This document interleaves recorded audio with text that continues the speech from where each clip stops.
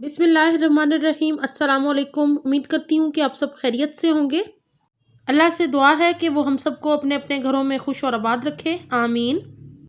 आज मैं आपके साथ बहुत ही ज़बरदस्त बेकरी आइटम की रेसिपी शेयर करने जा रही हूँ। आज मैं बना रही हूँ अपने किचन में बहुत ही मज़ेदार से केक रस। रेसिपी आपको पसंद आए तो लाइक का बटन ज़रूर प्रेस कीजिएगा। जिन्होंने अभी अभी हमारा चैनल ज्वाइन किया है प्लीज़ वो सब्सक्राइब ज़रूर कर लें और साथ ही बेल के आइकॉन को भी ज़रूर प्रेस करें मेरी नई वीडियोस को देखने के लिए। तो चलिए स्टार्ट करते हैं मज़ेदार से खस्ता केक रस की रेसिपी को। अब मैं आपको बता देती हूँ कि हमें केक रस बनाने के लिए किन किन चीज़ों की ज़रूरत है। यहाँ पे मैंने 2 कप मैदा लिया है, वाइट फ्लोर, और इसको मैंने छान लिया है बहुत अच्छी तरह। इसको छान के इस्तेमाल करना है हमने। यहाँ पे मैंने बारीक पिसी हुई चीनी ली है, 2 कप चीनी जाएगी इसके अंदर। आपको मीठा कम पसंद हो तो आप कम शामिल कर सकते हैं, वरना ये बिल्कुल मुनासिब मीठा है। 1 कप कुकिंग ऑयल का शामिल करेंगे इसके अंदर। 2 टेबलस्पून वनीला एसेंस जाएगा इसके अंदर, जिससे बहुत अच्छी सी खुशबू आएगी। 1 कप इसके अंदर दूध का जाएगा। 2 अंडे शामिल करूंगी मैं इसके अंदर, लार्ज साइज के लिए है मैंने। यहाँ पे मैंने 2 चुटकी नमक और ½ टीस्पून जर्दा रंग लिया है अच्छा सा कलर लाने के लिए, और यहाँ पे 2 टेबलस्पून बेकिंग पाउडर। यहाँ पे मैंने एक मिक्सिंग बाउल को ले लिया है और इसके अंदर सबसे पहले मैं ऑयल को शामिल कर रही हूँ। आप अगर इसको देसी घी या बटर में बनाना चाहें तो वो आपकी अपनी मर्ज़ी पे है, लेकिन मैं यहाँ पे ऑयल शामिल किया है। और अब मैं इसके अंदर 2 कप चीनी शामिल कर रही हूँ, जो कि मैंने बारीक चीनी ली थी। ये बहुत जल्दी से मिक्सअप हो जाएगी और बहुत जल्दी से मेल्ट हो जाएगी। अब मैं इसके अंदर शामिल कर रही हूँ अंडे। अब मैं इन सारी चीज़ों को हैंड बीटर की मदद से अच्छे से मिक्स कर लूँगी ताकि अच्छा सा मिक्स हो जाए, चीनी पिस जाए। तो थोड़ा सा मैं इसको मिक्स कर लेती हूँ और फिर इसके अंदर हम शामिल करेंगे दूध को, जो कि मैंने यहाँ पे 1 कप दूध लिया था, इसको शामिल कर रही हूँ मैं। इससे बहुत अच्छी सी चीनी हल हो जाएगी अंडों के साथ और बहुत ही क्रीमी सा टेक्सचर तैयार हो जाएगा। तो तकरीबन 1-2 मिनट लगेंगे क्योंकि चीनी हमारी पिसी हुई है, तो बहुत अच्छे से मिक्स हो जाएगी इसके अंदर। फिर हम इसके अंदर बाकी की चीज़ें शामिल करेंगे।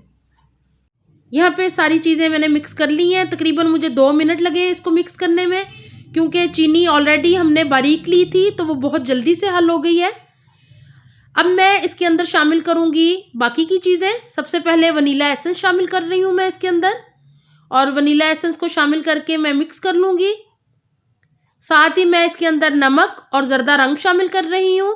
ज़र्दा रंग शामिल करने से केक रस का बहुत ही खूबसूरत सा कलर आएगा, और नमक हमेशा मीठों में शामिल किया करें क्योंकि उससे मीठे का बहुत अच्छा सा टेस्ट आता है। साथ ही मैंने यहाँ पे बेकिंग पाउडर शामिल कर दिया है, इसको मैंने मिक्स कर लिया है। अब मैं इसके अंदर शामिल करूँगी मैदा, जो कि 2 कप मैंने मैदा लिया था, छान लिया था, उसको मैंने शामिल कर दिया है। और अब मैं इसको मिक्स कर लूँगी और एक बहुत ही बेहतरीन सा बैटर तैयार हो जाएगा हमारे केक रस के लिए। आप इस रेसिपी को घर पे ज़रूर ट्राई कीजिएगा। मुझे उम्मीद है कि इस रेसिपी को बनाने के बाद आप बाज़ार से केक रस बिल्कुल नहीं लेंगे और घर पे ही बनाएंगे, तो ज़रूर फॉलो कीजिएगा। यहाँ पे केक रस का बहुत ही क्रीमी सा मिक्सचर तैयार हो गया है। बैटर हमारा रेडी है बेक करने के लिए। मैं आपको इसकी दिखा देती हूँ थिकनेस कि कितना गाढ़ा हमने रखना है इसको। ना ज़्यादा पतला है और ना ज़्यादा गाढ़ा, ये देख लें आप। बहुत ही बेहतरीन सा बैटर बनके बिल्कुल रेडी है। यहाँ पे मैंने एक बेकिंग ट्रे को ग्रीस कर लिया है ऑयल के साथ। अब मैं बेकिंग ट्रे के अंदर सारा बैटर शामिल कर रही हूँ। आप देख रहे हैं कि बहुत ही अच्छी थिकनेस है इसकी और बहुत ही क्रीमी सा बैटर तैयार हुआ है हमारा, बहुत ही बेहतरीन। तो सारा बैटर मैं शामिल कर दूँगी ट्रे के अंदर और इसको बेक होने के लिए रख देंगे अवन के अंदर 180 पे। तकरीबन 35 से 40 मिनट लगेंगे इसको। यहाँ पे मैंने मिक्सचर शामिल कर दिया है। अब मैं ज़रा टैप कर रही हूँ, अगर इसमें कोई बबल्स हों तो वो निकल जाएं। यहाँ पे मैंने बेक होने के लिए रख दिया ओवन में। तकरीबन 35 मिनट्स के बाद मैंने केक निकाल लिया है, बिल्कुल रेडी है। मैं आपको यहाँ चेक भी करवा देती हूँ, नाइफ बिल्कुल क्लियर आई है। इसका मतलब है केक हमारा बिल्कुल रेडी हो गया, बन गया है। अब मैं बताऊँगी आपको कि हमने इसकी कटिंग किस तरह करनी है, क्योंकि हमने केक के स्लाइसिस बनाने हैं ताकि हमारे केक रस तैयार हो जाए। तो यहाँ पे मैं मुनासिब साइज़ देखते हुए इसको निशान लगा लूँगी और जितने आपने चौड़े या लंबे छोटे जिस साइज़ के केक रस रखना चाहते हैं उसके हिसाब से आप इसकी कटिंग कर लीजिएगा।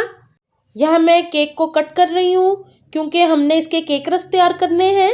तो आप अपनी मर्ज़ी और अपनी चॉइस के मुताबिक जितने थिक रखना चाहते हैं, छोटे या लंबे या पतले, उस हिसाब से कटिंग कर लीजिएगा। तो यहाँ पे कट कर लिया मैंने। जो साइड्स हैं उनको मैं निकाल दूँगी ताकि इवन हमारे केक रस तैयार हो। ये साइड्स भी बहुत मज़ेदार होती हैं, इनको आप इसी तरह एंजॉय कर सकते हैं।